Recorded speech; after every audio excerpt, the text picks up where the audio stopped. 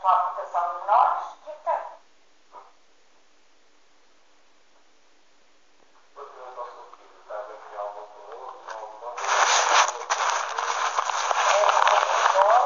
A escola está a par de tudo e tem lá uma livrinha, a diretora de turma tem lá um livro com ela de tudo.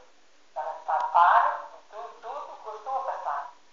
O miúdo está bem, tem boas notas, tem bom comportamento, está tudo 5 estrelas. Pronto.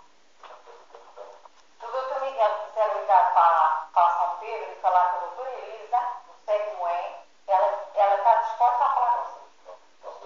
Pode e deve.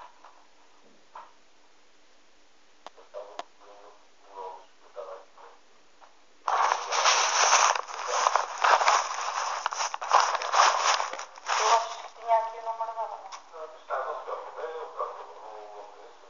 Teu filho. Já chegaste? Pronto, amor. Tudo bem então, está bem, filha? O seu doutor ainda não me disse, eu depois digo, está bem? Um beijinho então, filho. Tá. Estava a perguntar se está presa.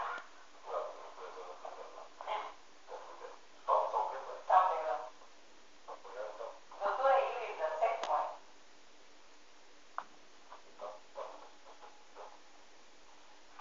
Mas o doutor Miguel, os vistos têm cópia, não é?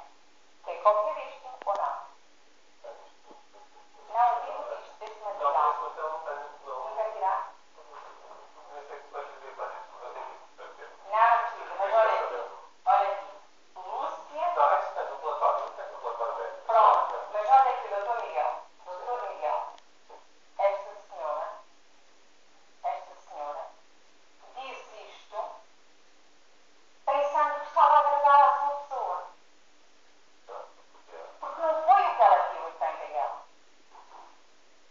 Doutor Miguel, eu quando saí de minha casa para ir à medicina legal do Porto, eu já tinha uma consulta marcada para o doutor Santinho Carvalho. Fui ao escritório dele e paguei a consulta, está a perceber? O que me disse? Que eu sou uma grande mulher e para nunca deixar de ser como sou. Eu tenho aqui a fatura e ele também o conhece assim.